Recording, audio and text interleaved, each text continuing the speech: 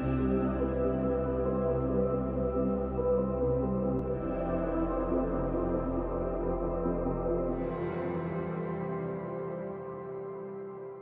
à tous, mon nom est Marie-Philippe Morin, je suis spécialiste en médecine interne générale et bariatrique à l'Institut universitaire de cardiologie et de pneumologie de Québec. Donc, aujourd'hui, les objectifs de cette courte capsule vont être de comprendre pourquoi la gestion de votre poids est difficile et complexe malgré tous vos efforts, pourquoi il est difficile de ressentir votre satiété, pourquoi vos fringales alimentaires sont difficiles à contrôler et pourquoi c'est si difficile de maintenir une perte de poids à long terme. Bonjour, je m'appelle Myriam, puis j'ai toujours eu des problèmes avec mon poids. J'ai toujours eu du surplus de poids, puis ça m'occasionne beaucoup d'inquiétudes, beaucoup de problèmes. Bref, au secondaire, ça a commencé au secondaire. J'ai toujours été plus enrobée que la majorité des filles de mon école, malgré le fait que je faisais plusieurs activités sportives, dont le volleyball de compétition. J'ai même développé, à cause de mon surplus de poids, un problème de genou relié au volleyball que j'ai été obligée d'arrêter. Par la suite, rendue au cégep, j'étais plus sédentaire parce que j'étais consacrée sur mes études. Et l'arrivée du cégep arrive aussi avec la rencontre de la vie d'adulte, tout simplement. Donc, j'ai pris une contraceptif injectable et à partir de ce moment-là, j'ai pris 75 livres en 1 an. Ce 75 livres-là en 1 an a été très fatal pour moi. J'ai perdu en fait le goût d'essayer de maigrir. Par la suite, en fait, là, je me suis dit que fallait que je me reprenne en main. Rendue sur le marché du travail, j'ai essayé plusieurs sortes de régimes. Des régimes qui marchaient pas, des régimes que c'était trop difficile, des régimes que, oui, ça fonctionnait, que j'ai perdu 50 livres, mais que aussitôt que j'arrêtais ce régime-là, je reprenais aussitôt là, le poids que j'ai perdu et des fois même plus. Donc, c'est pour ça qu'après ça, j'ai fait un arrêt sur les régimes et que par la suite, je me suis tournée vers vous pour avoir d'autres renseignements. Pourquoi j'ai de la difficulté dans ma gestion de mon poids malgré tous mes efforts? Ici, vous voyez la fameuse balance énergétique. Donc, qu'est-ce qu'on mange versus qu'est-ce qu'on dépense. Mais ce qui est important de savoir, c'est qu'il y a tout un ensemble de facteurs qui vont jouer sur cette fameuse dépense énergétique-là et qui vont faire en sorte que vous gagnez du poids. Donc, tout d'abord, il y a les facteurs génétiques. Donc, il faut savoir que s'il y a d'obésité dans votre famille, vous êtes beaucoup plus à risque de gagner du poids et d'avoir à un certain moment de votre vie une obésité. Parmi les autres facteurs aussi, il y a tout un ensemble de régulations hormonales qui, chez nos patients avec obésité, peuvent être un peu déséquilibrés. Donc, il se peut que vos signaux de faim ou vos signaux de satiété soient déséquilibrés. Voilà. Par la suite, il y a également les bactéries de votre intestin. Donc, on sait qu'il y a des bactéries qui sont un petit peu plus, en quantité plus importante chez nos patients avec obésité. Et ces bactéries-là augmentent l'absorption des calories. Et bien sûr, ça peut vous faire gagner beaucoup plus de poids. Par la suite, il y a la liste de médicaments. Il y a toute une panoplie de médicaments qui jouent un rôle dans le gain de poids. Donc, c'est important de regarder avec votre professionnel de la santé si, oui ou non, vous avez ces médicaments-là et s'il y a des choix alternatifs qui peuvent être mis en place. Bien sûr, il y a également les problèmes psychologiques. Donc, on sait qu'il y a vraiment une relation entre certains problèmes psychologiques, dont la dépression ou l'anxiété, et également l'obésité. Donc, on sait, par exemple, si vous avez une dépression qui n'est pas traitée, ça peut vous faire gagner du poids et ça peut jouer sur ce que vous mangez ou sur l'activité physique que vous faites. Donc, oui, il y a un lien à faire avec ça, tout à fait. Par la suite, on sait, on vit en Amérique du Nord, donc on sait que c'est très facile d'avoir accès à des aliments qui sont riches en calories, riches en gras, riches en sucre. Et en plus de ça, on est dans une vie un peu techno où c'est facile d'être sédentaire et de ne pas faire d'activité physique à cause de toutes les commodités technologiques. Donc, ça rajoute finalement à tous ces facteurs-là pour nous faire gagner du poids, bien sûr.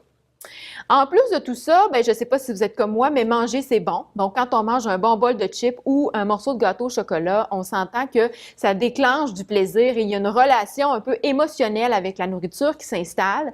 Et tout ça peut faire en sorte que ça déséquilibre finalement la balance énergétique et qu'on gagne du poids. Donc, vous comprenez bien ici qu'il y a des facteurs dont vous pouvez avoir le contrôle, qui sont les facteurs finalement, ce que vous mangez, qu'est-ce que vous faites comme activité physique, mais il y a des facteurs dont vous n'avez pas le contrôle et qui jouent au bout de tout ça sur la balance. Pourquoi ai-je de la difficulté à ressentir que je n'ai plus faim après mon repas? C'est important de comprendre qu'il y a une hormone de faim qui est sécrétée par l'estomac qui s'appelle la gréline. Et chez nos patients avec obésité, cette fameuse hormone-là persiste en plus grande quantité entre 2 repas. Donc, ça peut jouer effectivement sur vos signaux de faim. Et par la suite, un coup qu'on a mangé, ben, il y a une hormone de satiété qui est sécrétée par l'intestin qui s'appelle le GLP-1. Et chez nos patients avec obésité, ben, ça augmente un petit peu moins après un repas. Donc, on sent moins notre satiété. Donc, ça peut expliquer pourquoi, finalement, vos signaux de faim et de satiété sont peut-être un peu différents et que vous avez de la difficulté à vous sentir plein après un repas. Pourquoi mes fringales alimentaires sont difficiles à contrôler? Lorsqu'on mange des aliments qui sont riches en gras, riches en sucre, il y a un petit centre au niveau du cerveau qui s'appelle le centre de récompense qui est activé et qui va procurer toute une sensation de plaisir.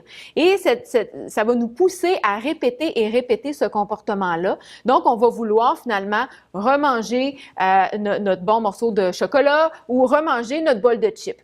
Donc, ce centre-là, au niveau du cerveau, c'est le même qui est activé quand quelqu'un prend de l'alcool ou des drogues. Donc, il peut vraiment y avoir une relation un peu de dépendance ou d'addiction là, avec la nourriture qui se développe à cause de ce mécanisme-là. Donc, c'est pour ça que les fringales alimentaires peuvent être beaucoup plus difficiles à contrôler. Pourquoi je regagne toujours le poids que j'ai perdu? Lorsqu'on perd du poids, que ce soit par l'alimentation, l'activité physique ou même par certains médicaments, donc l'hormone de faim que je vous parlais tout à l'heure, qui est la fameuse gréline, là, elle augmente de façon très, très, très importante après une perte de poids. Et l'hormone de satiété que je vous parlais tout à l'heure, qui est le GLP-1, diminue également de façon très importante. Donc, finalement, on a plus faim quand on perd du poids et on est plus porté à manger parce que le corps combat la perte de poids. Le corps veut toujours revenir au poids le plus élevé qu'il a été par ce mécanisme-là. OK? Donc, on s'entend que c'était un bon mécanisme d'adaptation quand on était en situation de famine, mais actuellement, hein, dans l'environnement où l'on vit, on a une abondance de nourriture, donc ça fait en sorte qu'on regagne toujours notre poids. Donc, c'est pas un bon mécanisme que le corps a, mais c'est quand même comme ça que ça fonctionne. L'autre chose, quand on perd du poids, c'est qu'il y a toujours une perte de muscle. Hein? On a une fonte au niveau des muscles. Et les muscles, ben, c'est eux autres qui servent à brûler nos calories. Quand on fait rien, on brûle des calories. C'est proportionnel à la quantité de muscles qu'on a. Donc, si finalement notre métabolisme de base baisse, ben, on brûle moins de calories au repos. Puis, si on mange plus, ben on regagne du poids. Donc, c'est un peu, finalement, le mécanisme de tout ça. Donc, quel serait mon poids idéal? Quel poids est-ce que vous devriez peser? C'est important de comprendre que l'indice de masse corporelle n'est jamais une cible réaliste à atteindre pour la majorité de nos patients. Parce que même avec une chirurgie bariatrique, il y a plusieurs de nos patients qui n'auront jamais un IMC à 25. OK?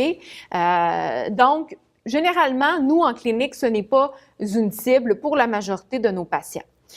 Donc, le meilleur poids, c'est quoi? Ben, c'est celui qui va être atteint en vivant le style de vie le plus sain qu'un patient peut réellement apprécier. Donc, être capable d'avoir une alimentation saine et équilibrée, que vous aimez et que vous allez être capable de maintenir à long terme, tout en vous permettant, une fois de temps en temps, des aliments plaisir là, de façon occasionnelle. Également, être capable là, d'être actif physiquement autant que possible, tant que l'exercice que vous faites, ben vous appréciez ça, puis vous êtes capable de le maintenir aussi à long terme, et également que l'exercice est sécuritaire. L'autre chose également, c'est qu'il faut que vous soyez à l'aise aussi avec votre image corporelle et on sait que pour plusieurs personnes, bien, ça peut être difficile. Et bien, avec la perte de poids, bien, on veut aussi être capable d'améliorer un peu vos problèmes de santé. Et ça, on sait que généralement, avec une perte de poids de 5 à 10 seulement, on a un impact réel sur vos problèmes de santé. Donc, si on récapitule, les points à retenir, c'est qu'il y a plein de facteurs non contrôlables autres que l'alimentation et l'activité physique qui vont jouer sur votre poids, ce qui peut rendre la gestion de votre poids plus difficile. Il y a certaines hormones de faim qui jouent un rôle sur votre cerveau qui peut affecter vos signaux de faim et le contrôle de vos fringales alimentaires. Après une perte de poids, vous allez regagner beaucoup plus facilement le poids perdu parce que vous allez avoir plus faim et parce que votre métabolisme de base est plus lent pour brûler les calories après une perte de poids. Et le meilleur poids, c'est lequel? C'est celui qui va vous permettre d'améliorer votre santé tout en étant capable d'apprécier l'alimentation, l'activité physique que vous avez à long terme. Donc, en espérant que ça vous a éclairé un peu sur les difficultés que vous avez dans la gestion de votre poids. Merci.